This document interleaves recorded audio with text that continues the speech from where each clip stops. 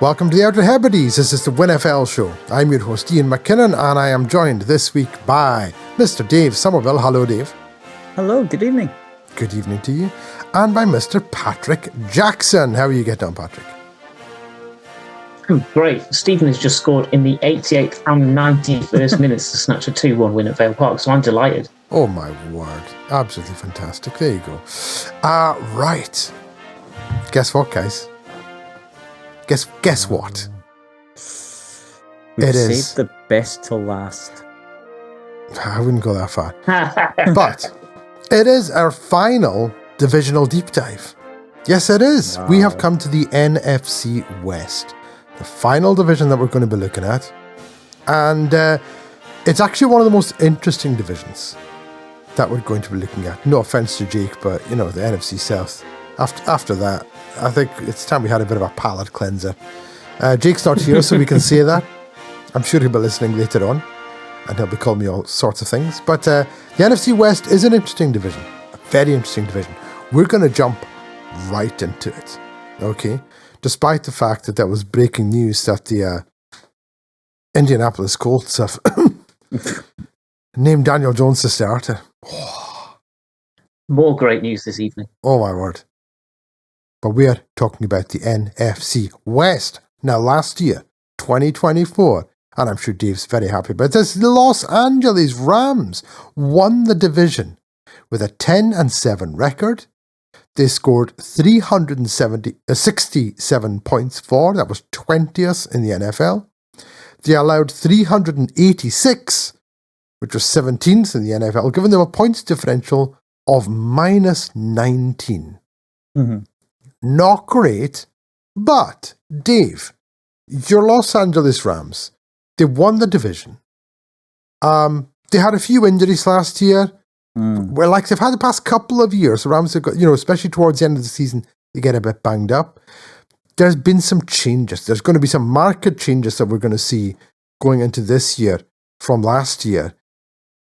But there's still a core of good young players on this Rams team, as well as some excellent veterans.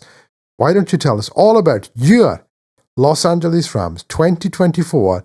What are you expecting from them in 2025? It's never dull with the Rams, is it? Or maybe it's just my life. But, with the Rams in particular right now, there's not wholesale changes, to be honest. The only severe big change, which I'm still completely upset about, is that Cooper Kupp is no longer a Ram. Unfortunately, we will be talking about him later as well, which I will be AWOL for. But we've had to replace Cooper Kupp. In comes Devontae Adams at wide receiver. That's a decent, swap for swap. And last year, Puka and Cooper Kupp were both out injured for prolonged periods of time. It was actually in the middle of the year that they were both out injured for. After maybe week 4, I think they started seeing some injuries. And then they came back for week 9, week 10, and went on a bit of a winning run. I think at one point it might have been 2-4, 2-5, something along those lines, up until the middle of the season. But we came back and we won the division. I think the AFC West and the NFC West are two of the most interesting divisions from my own personal point of view, because I think they're so close. They are the two closest divisions, I think. At the higher end. Maybe the NFC South as well is quite close, but for the wrong reasons. It's a potential thing to say. Some highlights, though, from the Rams preseason. We've brought back Coleman Shelton, who was basically AWOL from us for a year, but he's been brought back on quite a reduced deal. We had Bo Limmer at starting center last year. However, I'm interested in someone who has shined in preseason. That is 5'10" offensive lineman Willie Lampkin. Now, he is a huge man and yet a tiny man at the same time when he's surrounded by people that are a foot bigger than him on that offensive line. But he has technique down to a T. I'm very, very happy for him because there's a very good chance that he's going to make the 53-man roster. I'll be so happy for him if he does. One concern, though, is that Alaric Jackson, he's had suffering with blood clots during preseason. He's just signed a new extended deal as well. that's not ideal. So there's a lot of if, buts, and maybes around our offensive line. Defensive line, we've given up our kind of run-stopping big man in favor of Poona Ford, obviously a veteran throughout the league, and we also traded up in the draft for Ty Hamilton. So that's going to be an interesting one at defensive tackle, because we've drafted quite a few defensive tackles in the last 2 to 3 seasons. And Ty Hamilton, Tyler Davis, obviously we drafted Kobe Turner, Braden Fisk, on the edges, Jared Verse. These guys are all still there. Josiah Stewart, we drafted up. Well, I think we traded up for Josiah Stewart as well. That was a bit of a one out of left field that we picked an edge, because that's not something we were in dire straits for. A linebacker, we needed a linebacker. We got one in the 5th round with Chris Paul Jr., but we've also possibly found another kind of Omar Spates 2.0 in the undrafted free agent market, because Omar Spates is our linebacker number 1 after he came as undrafted free agent. Bargain of the century. We do have someone called Sean Dolak. So look the man up. He's brilliant. We've got some experience at cornerback, Darius Williams and Akil Witherspoon.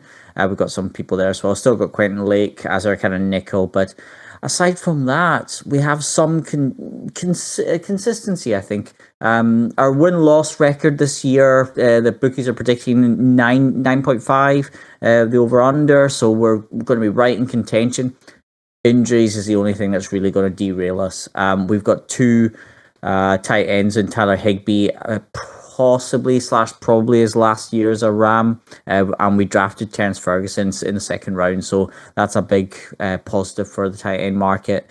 We've also got Jarquez Hunter as a running back in. Blake Corbin probably going to be special teams, so maybe that pick's not going to work out. Last year's 2nd rounder.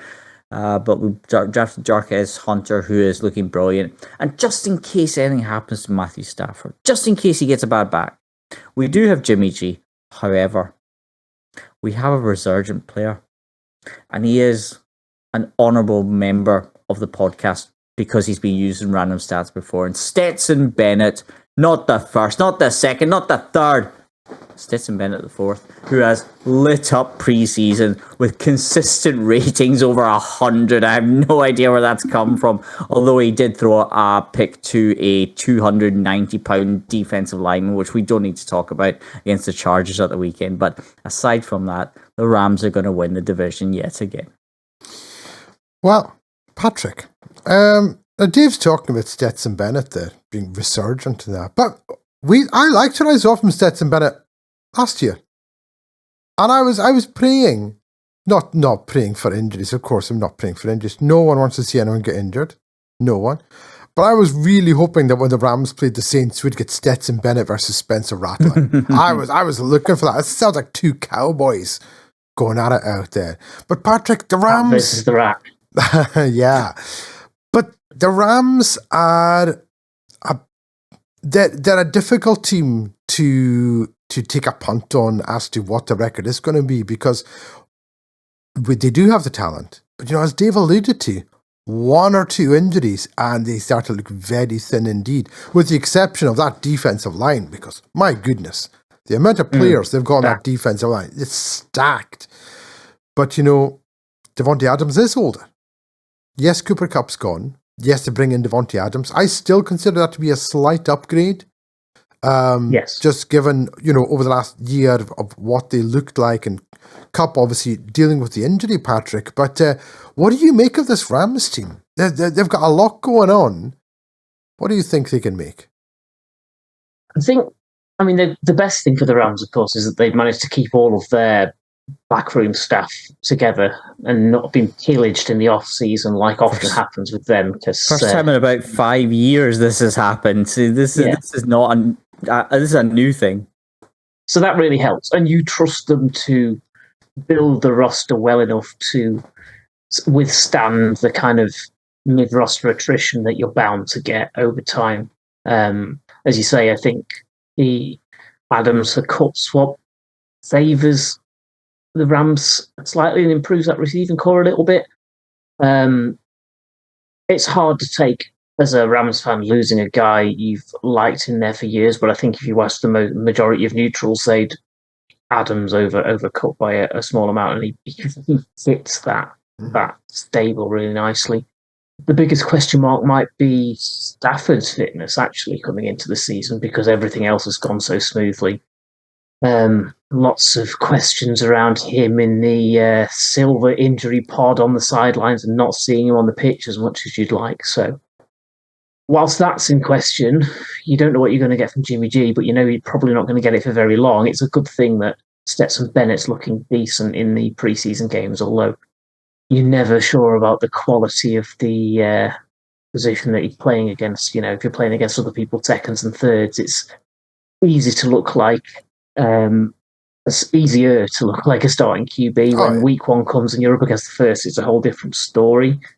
The biggest loss might be DeMarcus Robinson, who really shone towards the back end of that season. And behind Nakua and Adams, you've got Atwell, who's a bit of a gadget guy. Montfield, they in the draft, but it looks a little bit slim back there, maybe. Although I did see some really good catches from Xavier Smith in the preseason as well. So, you know, maybe that's not as thin as it looks. It's just a matter of them getting themselves established. I think the Rams will have a good season next season. I think they've stayed strong. I'm stopping you just there because for some reason my Riot Games account decided to do an update there.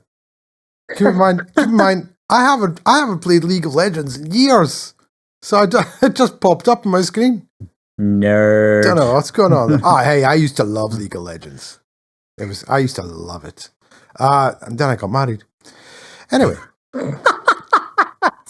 Didn't know League of Legends was that old. Painful. That's something I would expect that from me. I was just going to say that's kind of David say. Anyway, got slightly off topic there. I do apologize. For those watching on YouTube, will be like, "What's Riot Games doing on their screen?" So. That was the Rams. Now, last year, they were pushed pretty close. Very close, in fact, by the next team on our list, which was the Seattle Seahawks, who also had a 10-7 record. They scored 375 points. It was 19, so they actually scored more points than the Rams did. And they allowed 368, which was tied 12th. So they allowed far fewer points. They had a points differential of +7 on the year. And they were 10-7. The Rams were 10-7. But Patrick, the Rams won out because the Seahawks' identity last year was all over the place. And what genuinely looked at times like a lack of effort from some of their players. We saw Geno go back to Geno a wee bit. After the fantastic season that he'd had before. The receivers just didn't look like they were trying. But it's all changed in Seattle now. There's been a big change. What do you make of the Seahawks? Seattle Seahawks 2024, and of course, what are we expecting from them? 2025. Yeah, as you say, big changes moving on from your starting quarterback and your three starting receivers is a big change on offense. And they bring in Sam Donald, they bring in Drew Lock to back him up. They draft Jalen Milroe, promising but really long-term development quarterback. Jackson Smith and Jigba moves up to wide receiver 1. They bring in Cooper Kupp from the Rams, and they'll be hoping he can get back to towards his best and shake off the injuries that he struggled with last season. Corey Horton comes in, I think it's about the draft class as well, yes. So a very different wide receiving trio, and they'd be hoping that Jake Bobo continues his good-looking development as well. They brought in MVS as a backup as well, but I'm not sure you want to see MVS that far up your wide receiver depth chart, so they'll be really relying on the likes of Horton and Bobo to be productive in the start of their young careers. I do like the look of Elijah Arroyo they brought in the tight end room as well. They moved on from Noah Fant, so AJ Barner looks like he's stepping up into that starting tight end role, but he'll be pushed hard by Arroyo from the looks of what we've seen from him in pre-season. And then the biggest change is, outside of that, is probably the offensive line, which really held them back last season. I think we talked a lot about Geno Smith elevating that offense with his elusiveness, and that's something we know they won't get from Sam Darnold. So if that offense is going to function, it's imperative that their offensive line play improves. And Ray Zabel was highly valued and drafted in there with their first round pick. He has looked the part in preseason as well now, which you can tell from preseason. But for offensive linemen, you can measure the speed that they get off. That's not going to change depending on who they're playing against. So, yeah, he looks good. And particularly their run game on offense looks like it's going to be pretty potent this season. Defensively, it's change, I think. They bring in DeMarcus Lawrence, who'll beef up that defensive line. But the majority of those starters are the same as they were last season. And I'm sure it'll be painful for Seahawks fans to move on from long-term Seahawks like Tyler Lockett. Less so to be moving on from DK Metcalf, I suspect. But that's a case of promise unfulfilled there a little bit. Yeah, and Dave, obviously, Patrick mentioned the changes, particularly the wide receiver changes. The quarterback change is huge because it's Sam Darnold and Geno Smith are very different quarterbacks. And the issue that I have with this is that on one hand, you have the people who said Sam Darnold's rubbish because he was elevated by his offensive scheme in Minnesota and Justin Jefferson. Okay? And those same people are saying, oh, he's going to do great in Seattle. Well, it's like, pick your poison, really, because you can't have it both ways here.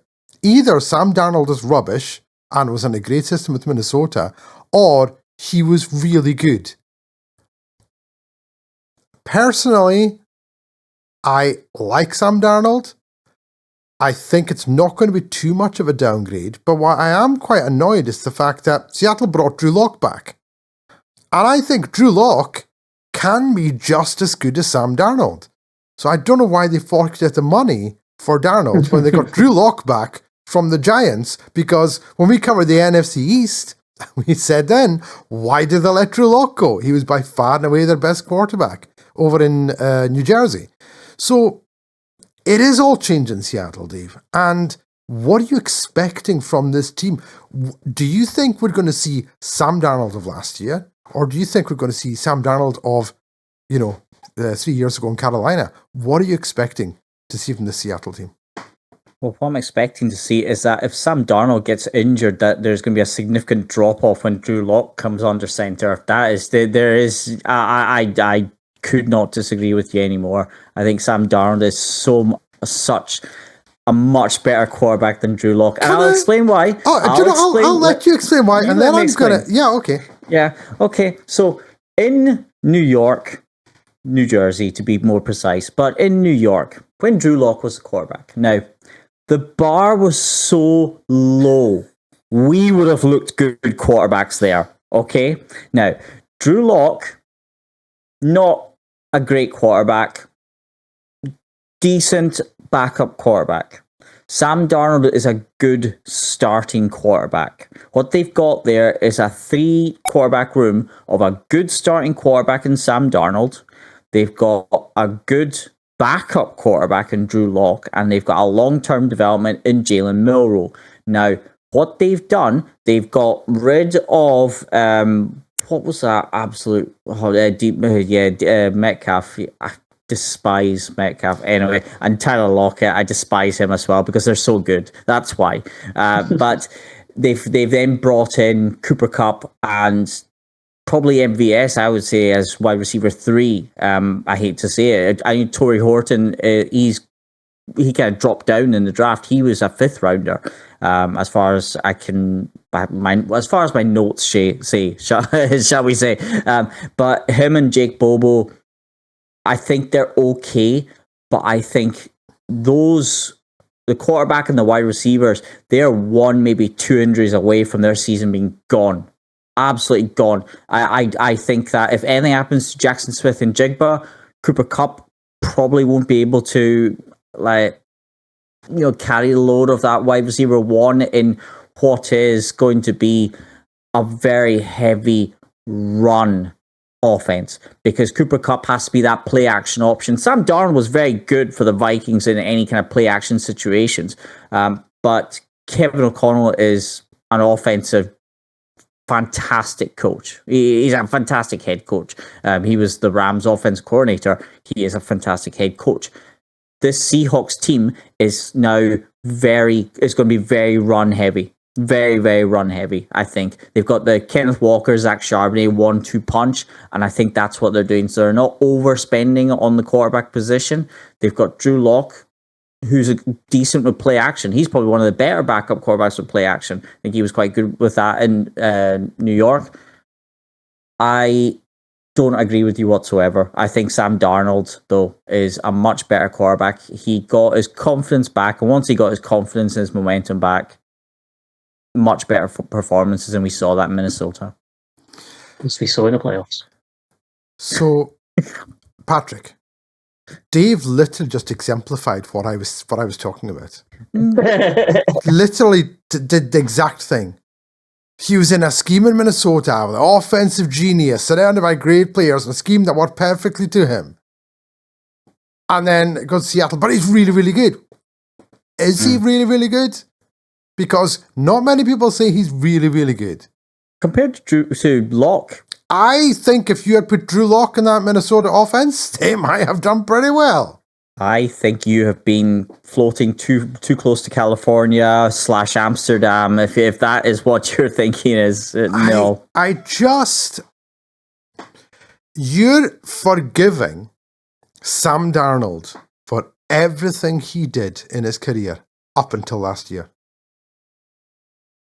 Yes. That's what you're doing. You're saying, forget everything else you've seen, that's Sam Darnold. Basically what the Colts are doing with Daniel Jones. That's what the Colts are doing with Daniel Jones. Forget everything. This is what it is. And I hate to say it, but you can't do that. I know the NFL is a what have you done for me lately league. I get that. But you can't forget, what have you actually done? And if the answer is, look like one of the worst quarterbacks in the entire NFL for 5 years, and then have a good season with Minnesota. As I say, I like Sam Darnold. I think he's decent. I think he'll do okay in Seattle. I think he'll be just fine. I don't think he's a big improvement on Drew Lock, 20 times the wages that you're paying Drew Lock. I don't, it's just not that. I think he might be slightly better, but it's slight. It's slight. It's not this massive gulf of talent between Sam Darnold and Drew Lock. What? Patrick, 2 years ago, if you'd said that, people would have thought you were insane, wouldn't they? If you'd said, Sam Darnold really want a bottom 25 quarterback. Yeah, okay. Sam Darnold is 10 times better than Drew Lock. People would have laughed you out the building. 1 year in Minnesota, and everyone thinks that. As I say, I'm not trying to put Sam Darnold down. I like him. I think he is decent. But I also think Drew Lock is decent, and I think that he'd probably be better if you just gave him some consistency. Because the one thing Drew Lock has not had has been consistency. You know, people talk about other quarterbacks, oh, well, different offensive coordinator every year, different this, different that. Drew Lock's been in that exact position. And systems that just don't play to his talents. So it'll be interesting. I'm assuming Darnold will be the starter. I'm assuming that's going to be the case. I'm paying him all the money. He's going to start. Barring an injury and against, we don't want anyone getting injured. But it will be interesting to see what happens. I think the Seahawks are going to look pretty much the same as they did last year, with maybe a slight drop-off, but not much. I think they're going to look pretty much the same as they did last year. And I think that with JSN and Jake Bobo, and you got Cooper Kupp coming in there, and if they can stay healthy, that's one of the better receiving rooms in the entire NFL. It really is. It really is. There's 8 or 9 teams who'd bite your hand off to have guys like that on their team. So again, if they stay healthy, we know Kupp's had his injury issues. I don't rate MVS at all. I just don't. But we're going to move on, guys. We're going to move on to our next team. It's the Arizona Cardinals. In the last year, Cardinals were 8-9. They scored 400 points, most in the entire division. That was 12th in the NFL. They allowed 379, that was second best in the division, and ranked them 15th in the NFL, giving them a points differential of 21, best in the entire division. And yet they went 8-9. Kyler Murray played 17 games for the first time in his career. It's the first time he's played a full season since his rookie year, I think it was, or second year, I should say. With regards to what the Cardinals did, in the off-season, they've done nothing flashy. I mean, nothing. These are the highlights of what's happened in the off-season for the Arizona Cardinals. They extended Trey McBride for 4 years. So that was good. And Patrick Peterson retired. There you go. That's pretty much it. No, obviously they did more than that. In the draft, they took first-round defensive tackle Walter Nolan from Mississippi, who I like to look of a lot. And then second round, cornerback Will Johnson out of Michigan. And the third round was defensive end Jordan Birch from Oregon. And I watched some of Jordan Birch's highlights, and this guy can play. He can really play. So I'm quite actually looking forward to seeing this guy on the field. But we're looking towards this year for the Arizona Cardinals. And, of course, all the stories are going to be about Kyler Murray. They're going to be about Marvin Harrison Jr. on that offense. Because you look at the running back group, the two top running backs, James Conner, last year he had 1,094 yards, 8 touchdowns. He did fumble 4 times. But the guy I want to see is Ennio DiMercado.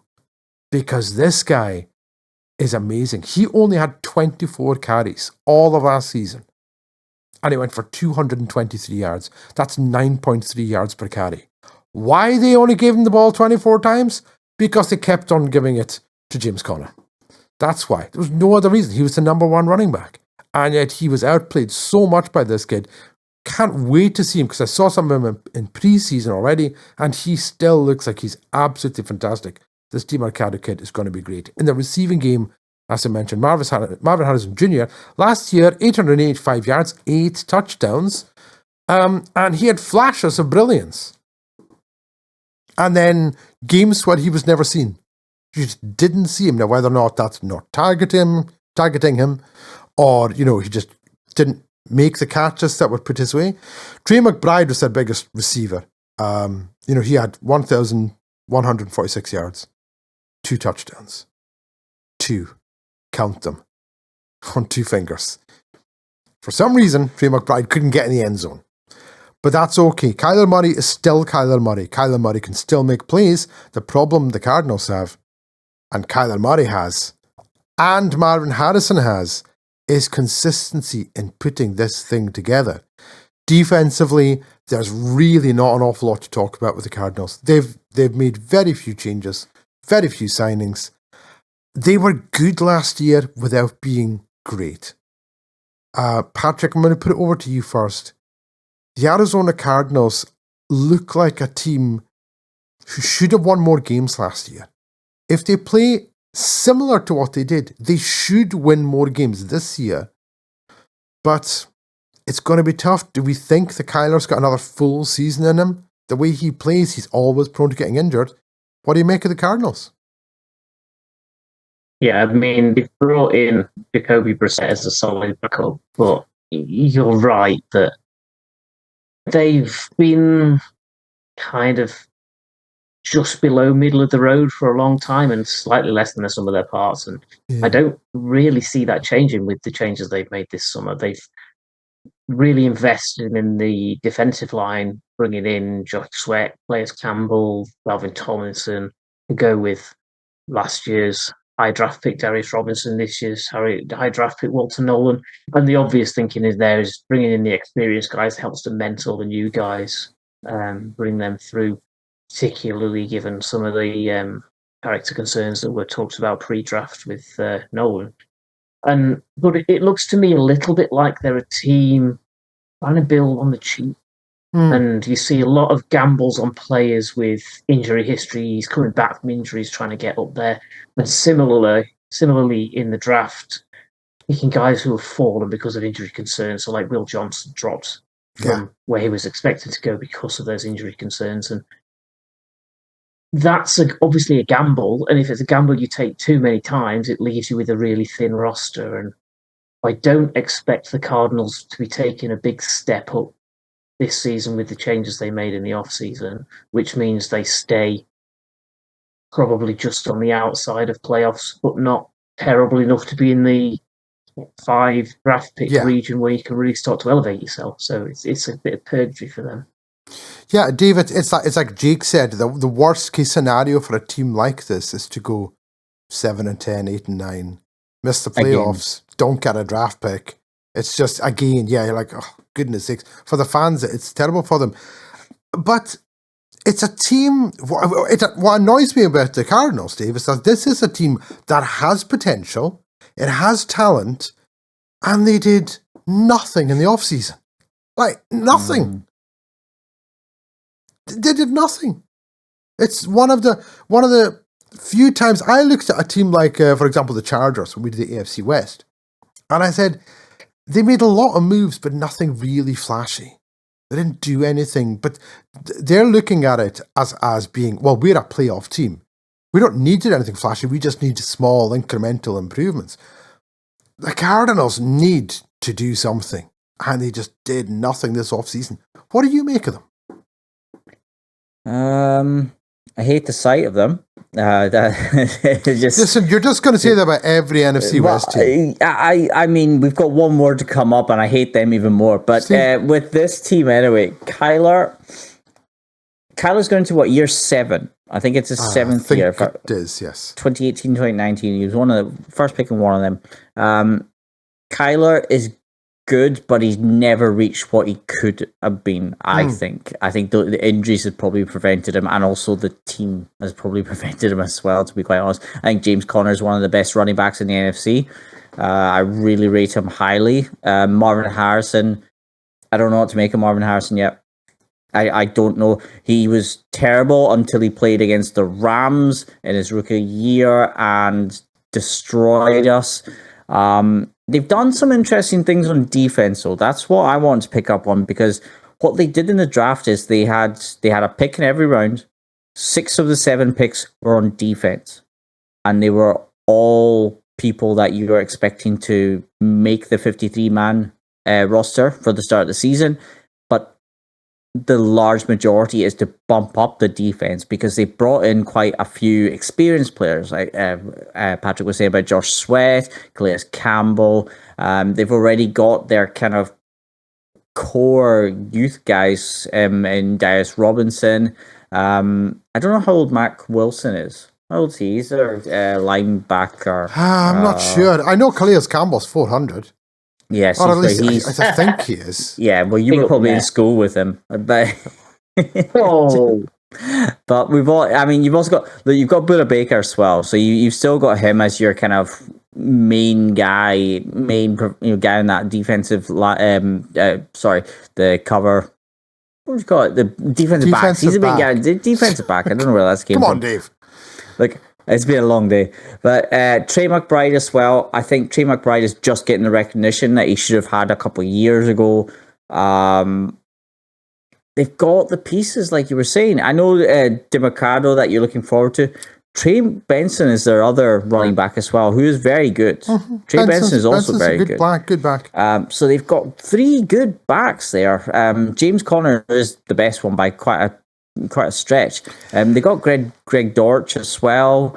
Michael Wilson and Zay Jones are kind of their other 2 wide receivers. I'm not seeing a whole lot to get excited there for Kyler to throw to.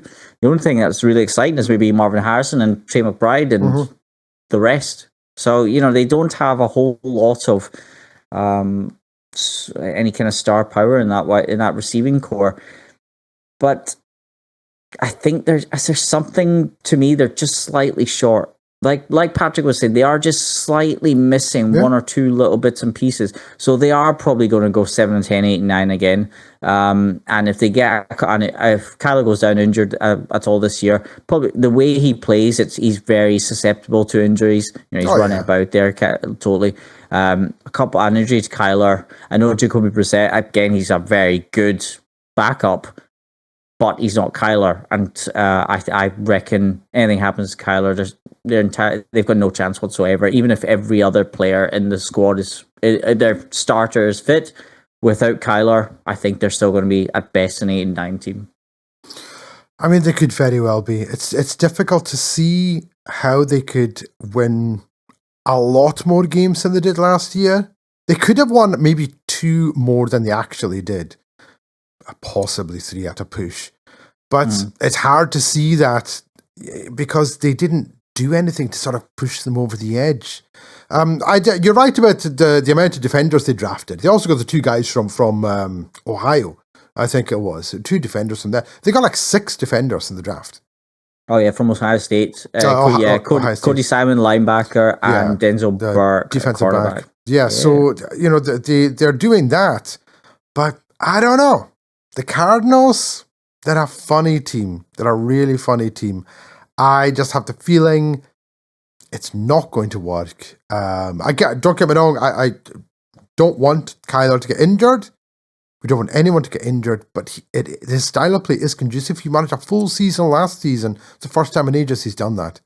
So let's hope he is. But with your point to Jacoby Brissett, he might be the best backup in the league. He's definitely top 3 because he's been there for years. He's seen it all. He's done it all. And he's coming at a moment's notice. We look at his time in Cleveland, for goodness sakes. But he had to come in when Deshaun Watson went down. But he was straight in there. And as we know, played better. Although that wasn't difficult to play better than Deshaun Watson did. Just saying. Putting that out there. I mean, they literally replaced him with like 3 veterans. They all played better than he did. True, but then if you want to talk about being the best backup in the league, Kirk Cousins would like to talk to you about that one. Oh yeah, do you know what? I actually forgot Kirk Cousins was there. Sorry, Kirk, if you're listening. I apologize. Of course he's listening. I mean, Atlanta have a new third tier quarterback to challenge Easton Stick after I think he played horrifically in preseason. So they've signed Ben DiNucci. Ben DiNucci. Yes, we could see him back. Well, I saw on Twitter that Atlanta Falcons have signed Ben DiNucci. Source, me, brackets, Ben DiNucci. Well, there you go. He broke the news himself. That's the way to do it. He's signed vet minimum, I think it was. So he's going to be made a millionaire again over the course of the year. To sit on the bench and do nothing, it's great. We then come to our final team. Now, this is probably... Dave, you can exclude yourself from this part of the conversation because we know how you feel. Listen, we know how you feel about this team. Everyone knows, okay? Patrick, the San Francisco 49ers were probably one of the most disappointing teams last year from what people thought they were going to do to what they became because they were annihilated by injuries. We have never seen a team get injured so badly. They had more backups than the scab games of the 80s. This team just had nothing going for them. They still managed to win 6 games. They went 6-11. They scored 389 points, which ranked them 14th in the NFL. They allowed 436 29s in the NFL. Giving them a points differential of minus 47. They have lost so many players this offseason. It has been incredible. Patrick, San Francisco 49ers, what do you make of them? 2025, what are you looking for? Yeah, it's been a tough off-season for the Niners. They've been struggling to deal with cap issues, and that's led to some talent walking out the door. Which leaves them looking a little bit patchwork coming into this season. And I think the guys they've shed are guys who look like they were past the best part of their careers. So Debo's moved on. leaving their receiving room with Ayuk, who is currently injured, Juwan Jennings stepping up, Ricky Pearsall coming into his second year and not being shot in the offseason is a plus. And then Demarcus Robinson looked good at the end of last year. They got from the Rams the ever reliable George Kittle and Luke Farrell, who they picked up off the Jaguars in the tight end room. So there's stuff there, but it gets pretty thin pretty quickly. And you can see that they're concerned about that when you look deeper in the depth chart and see who they've been playing in the pre-seasons. Like guys like Russell Gage, who was on the Falcons for years, Isaiah Hodgins, who was formerly in the Browns, Robbie Anderson, now chosen from the Panthers/Dolphins. So guys who've had productive seasons, but not particularly recently. So they're really, really stretching for guys to fill out the back end of that receiving room. They're gambling on Ben Barch stepping up as a starting offensive lineman. He showed promise in Jacksonville before moving to the Niners, but whether he can step up and fill the boots of who was the guy who moved, Aaron Banks, is another question. Although I don't think they were massively sold on Banks either, which is maybe why the change is made. The draft was very defensive line focused.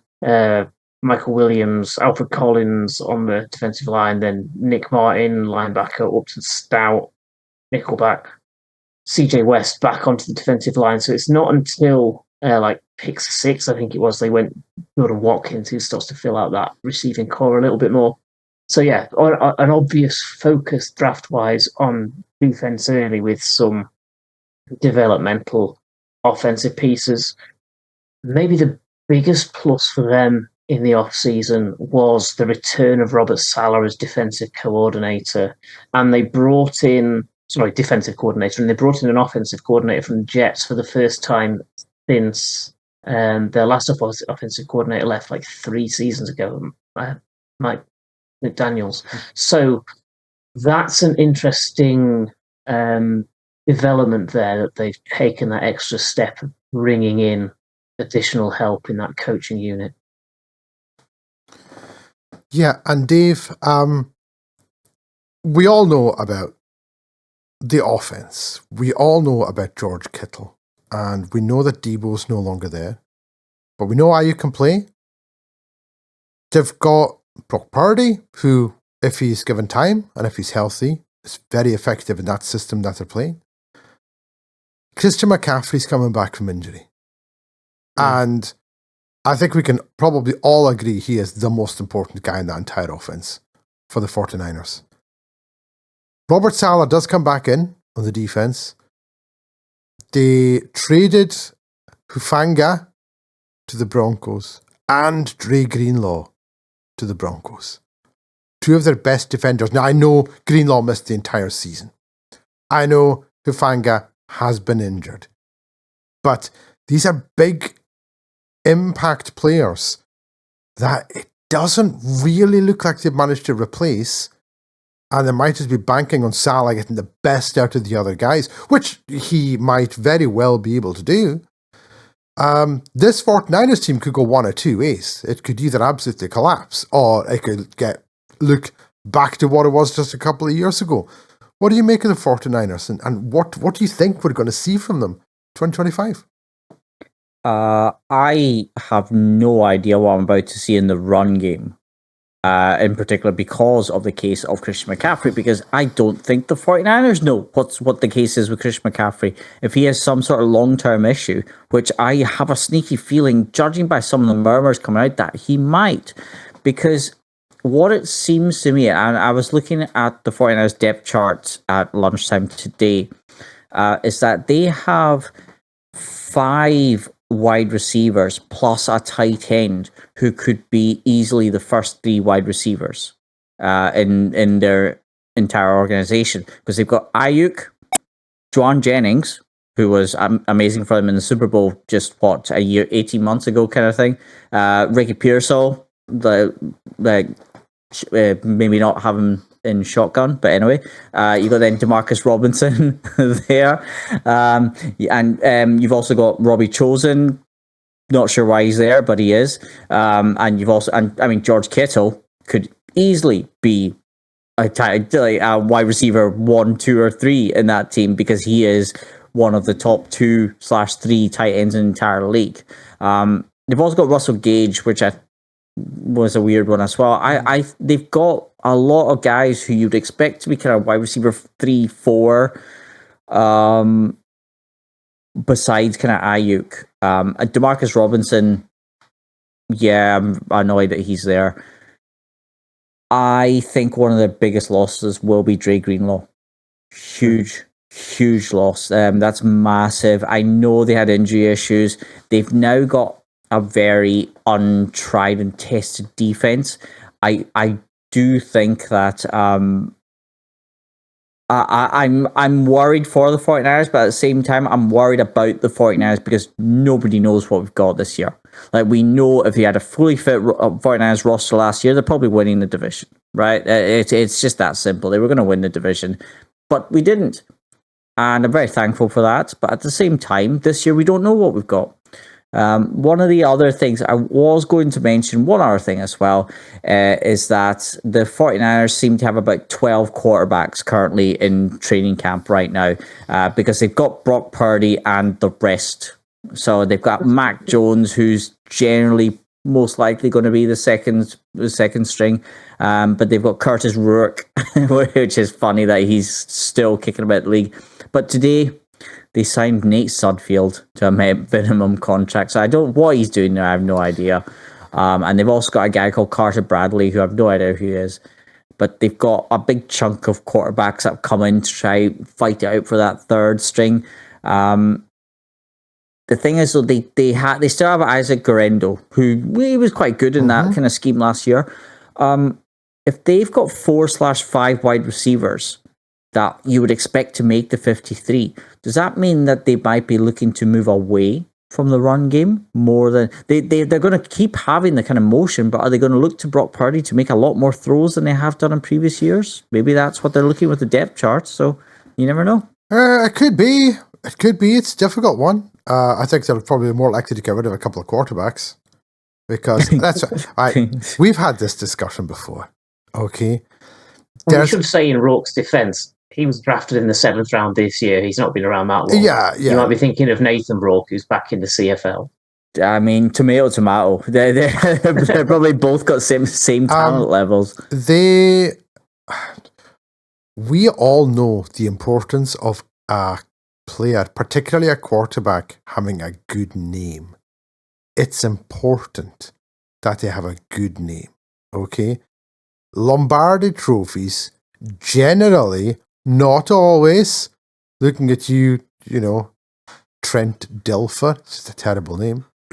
Brad Johnson, yes. Hi, Nate Sudfeld is a Super Bowl winner, right? Nate Sudfeld's not a Super Bowl winning name. He did. It's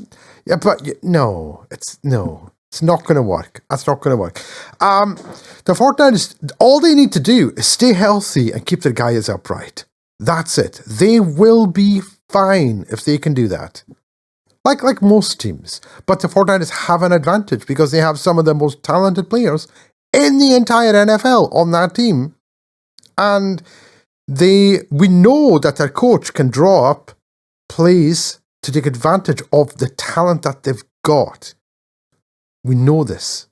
It's just a case of, can they execute that? Can that offensive line keep Purdy upright? Can it block for Christian McCaffrey or whoever it is who's back there? And can Salah shape this defense back into a good, proper good defense? Because you're right, Dave.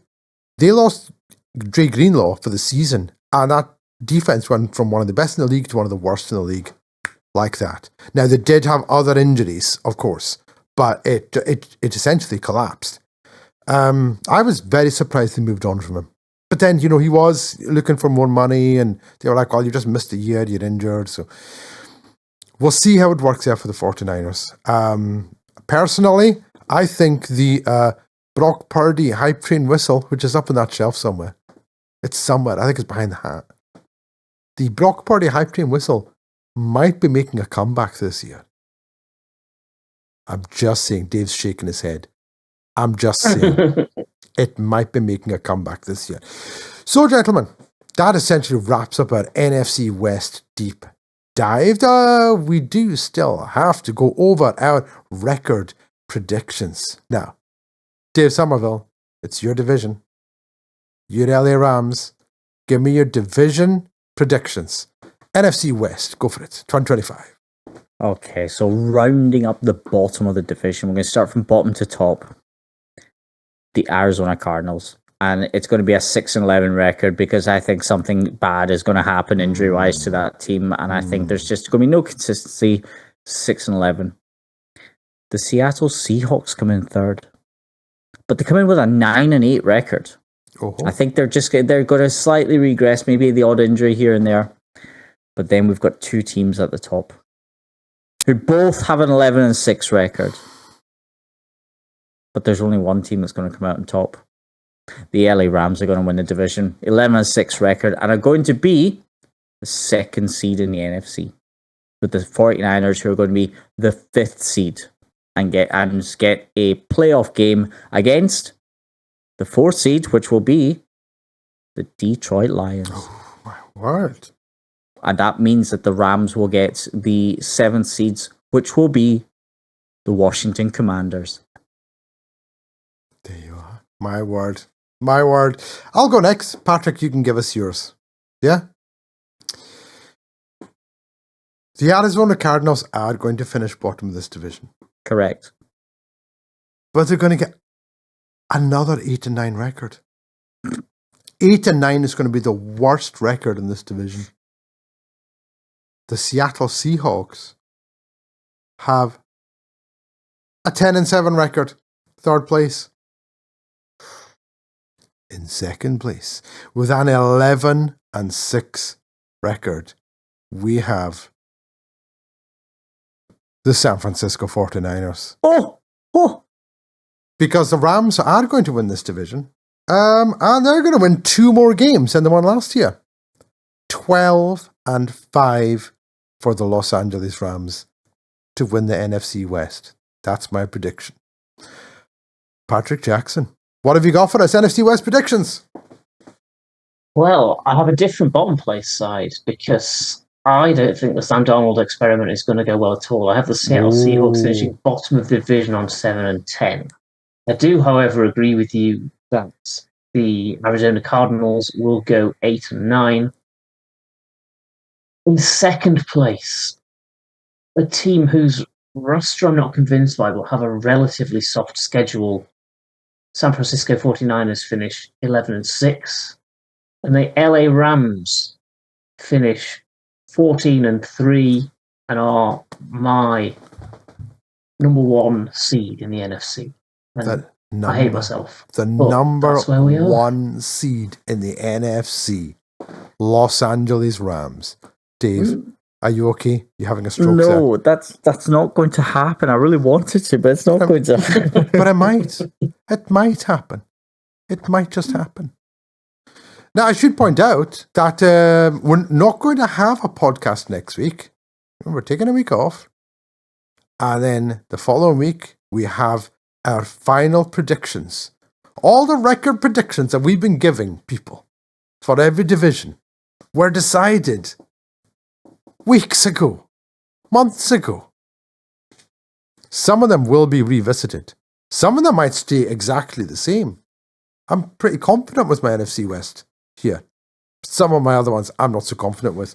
So they might be getting changed drastically. The week of kickoff, we'll have a podcast where we have not only our final divisional predictions, but also conference champion predictions, Super Bowl predictions, predictions for MVP, Offensive Player of the Year, Defensive Player of the Year, Coach of the Year, Rookie of the Year, Comeback Player of the Year, you name it, we've got it. So that'll be not next week, but the week after that. So we are going to take a week off.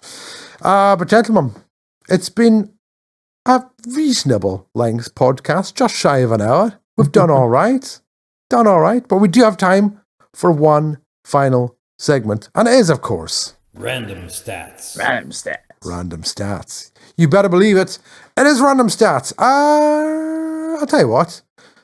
Dave's looking like he wants to go first. So, Dave, why don't you give us your random stat? The only reason I want to go first because I'm actually ready this week. So there we go. And now this time last year, I think I gave a stat on the Madden curse. Now we know it's a real thing, but this year we have a new Madden star on the front cover, and it is Saquon Barkley and his delightful hurdle that he achieved last year. Now, unfortunately, not only does he have one curse to avoid of the which is a Madden curse, but we have the Offensive Player of the Year curse as well, which he has to avoid. So the Madden curse, just for proof that this is a real thing. So in previous years, Christian McCaffrey, he was on the cover. The very next year, he played 4 games because it was last year. He was on the cover and he played 4 games. Previous people, Marshall Faulk, never had a season over 1,000 yards after he appeared on the cover. Eddie George, 3.2 yards per rush for the rest of his career. Sean Alexander only had 11 touchdowns for the rest of his career.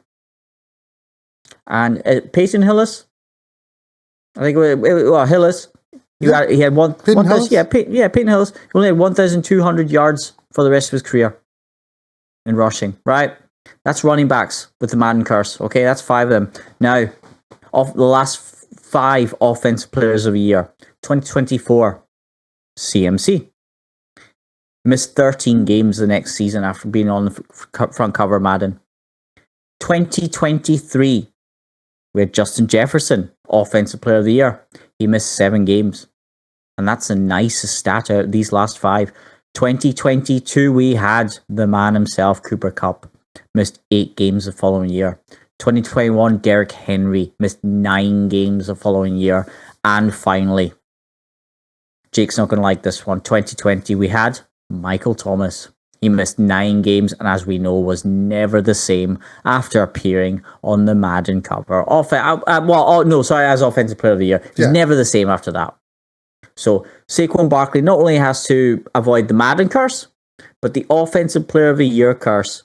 Now, can he break these cycles and break the curse? If he stays healthy, obviously, yes, he will. And the Eagles could very much prove to be the next, again, Super Bowl champions. However, I think the Eagles season depends entirely on Saquon Barkley avoiding both the Madden curse and the Offensive Player of the Year curse. So what was your actual stat? So my stat is that every time a running back is on the Madden cover, or the offensive, that's a player gets an Offensive Player of the Year, something bad happens to him the next year. All right, okay. Thank you. Thanks for clearing that up for me. Basically saying a lot of injuries happen in the NFL. This is true. A lot of good players get injured. The ball up. Yes, that's very true. Patrick, would you like to go next or would you like to go last?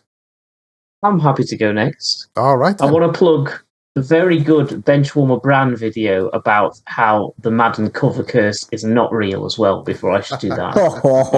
It contradicts some of what Dave just said. My stat comes from the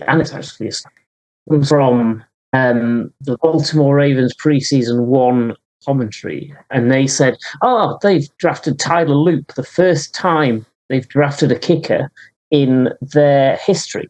And that got me wondering, so is there any teams that have never drafted a kicker? Or any other teams who've only drafted 1 kicker? And we're talking specifically field goal kickers, not punters here. So I went back through the history of every draft of every team to find all the kickers until I'd got 2 for each team. 2 teams don't have 2. The Houston Texans, who obviously have the fewest drafts under their belt, only have drafted Randy Bullock, 5th round, 161st overall back in 2012. Decent single choice, not bad at all. The Carolina Panthers, also one of the newest teams, so not a surprise. They've drafted 1 kicker in their entire history. They drafted him in the 7th round, 233rd overall. And they cut him in pre-season. He was picked up by the Chiefs, and his name is Harrison Butker. So that was a great job on the Carolina Panthers' part. The team who least recently drafted a kicker is the Tennessee Titans, or as they were then, the Houston Oilers. In 1992, they drafted Joe Wood in the 12th round when drafts were ludicrous. In 1981, they draft Bill Capese in the 12th round, 324th overall. God, you go into a coma during those drafts. And the one that I enjoyed the most was the Indianapolis Colts, who drafted Dave Rayner in the 6th round, 202nd overall, having in 2004 drafted Dave Kimball in the 7th round, 220th overall. So back-to-back kickers for the Colts, which tells you how well that went. Oh my word. Kickers. You gotta love them. You gotta love them. Or hate them. You know, depending on which if you're a denier, yeah. Depending on which team you support. See. My random stat. Well, basically it's about the NFC West, because, you know, that's the division we're covering. Teams in NFL history with the most playoff wins. And we start. The team with the most playoff wins in NFL history, it's the San Francisco 49ers. They have 39 to their credit. Just behind them, the New England Patriots are tied with the Green Bay Packers, which I was quite surprised at, with 37.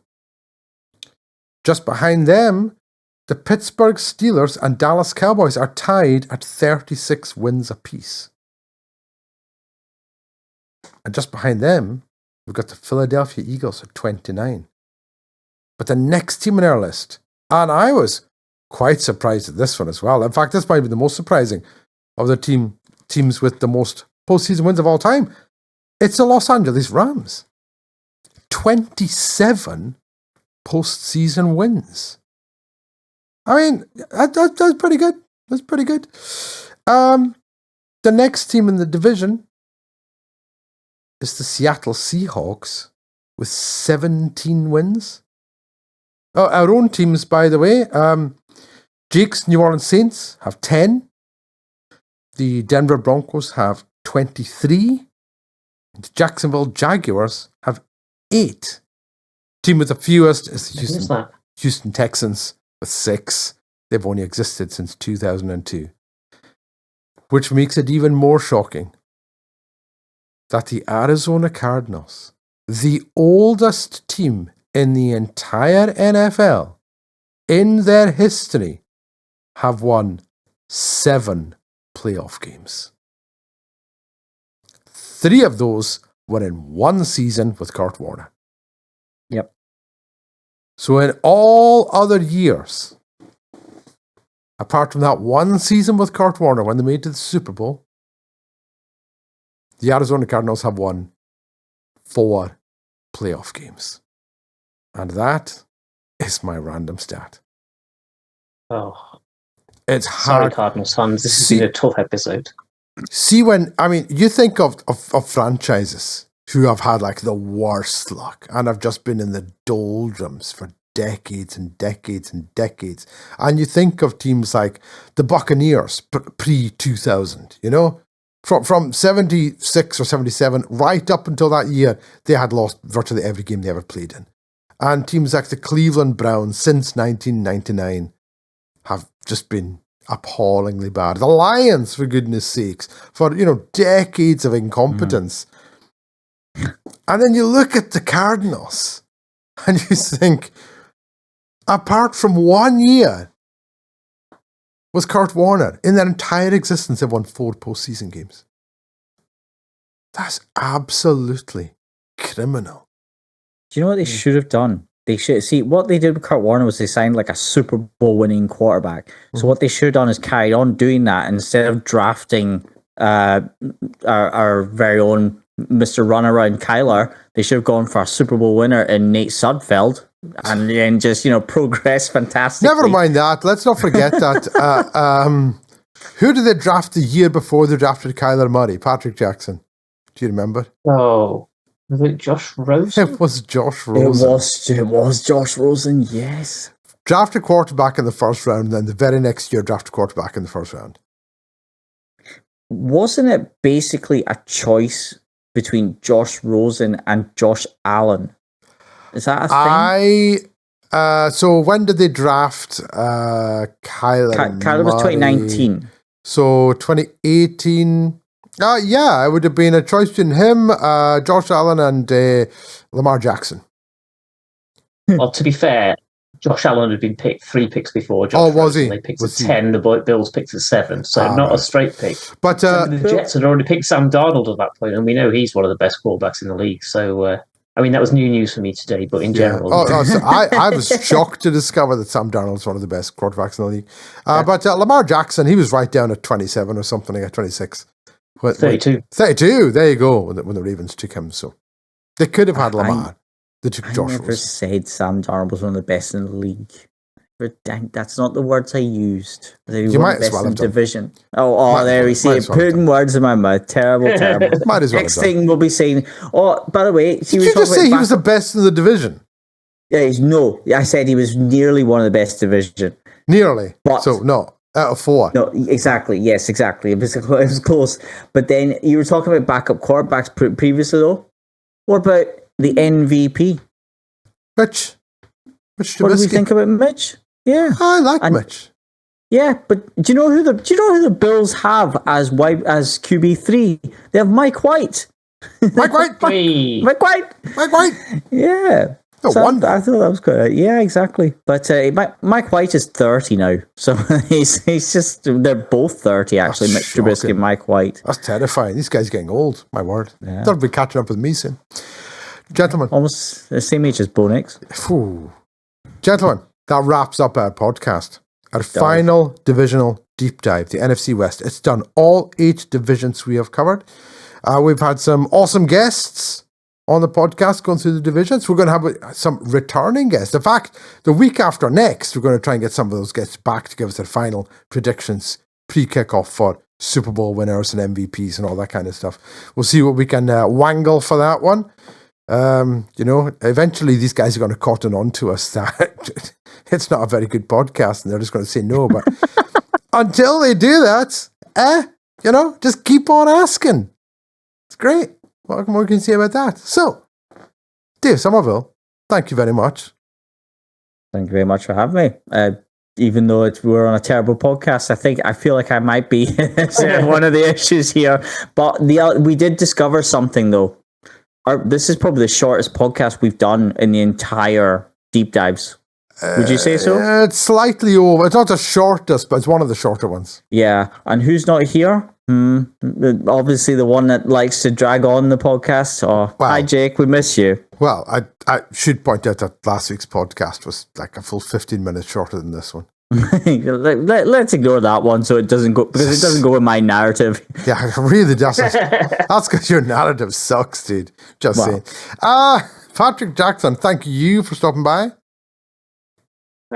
Pleasure as always. It's 10 to 11, so sleep well, sweet prince. It is. It's 10 to 11 at night, guys. We're doing this for the love of it, and we appreciate everyone giving their time up for this. But we also appreciate those who listen and who watch on YouTube. If you haven't subscribed to our YouTube channel, please do so.